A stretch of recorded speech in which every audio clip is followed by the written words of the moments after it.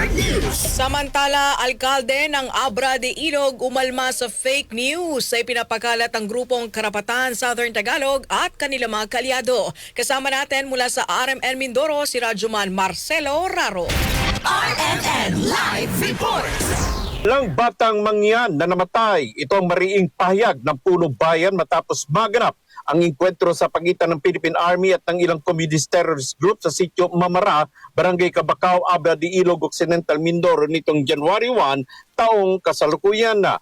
Ayon kay Abra de Ilog Mayor Maria Gloria Constantino na pinabubulaanan nito ang mga lumalabas at pinapakalat na balita sa social media na may 3 batang mangyan ang namatay sa nasabing engkwentro. Sinabi pa nito na mismong sila ang nagtungo at kumausap sa mga lider ng mga katutubong irayang mangyan para alamin ang katotohanan tungkol sa namatay, sugatan at nawawalang tulad ng ibinabalita ng Karapatan Southern Tagalog, anak bayan at ilang pang mga kaalyado nito.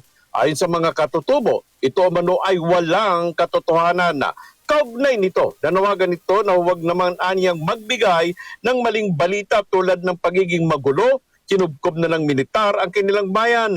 Tahimik at mapayapa umano ang kanilang bayan kung kaya't pakiusap nito sa mga makakaliwang grupo sa social media na maging totoo sa kanilang mga pinopost at huwag maglabas ng mga misinformation news na lalong nagpapagulo sa tahimik nilang sitwasyon.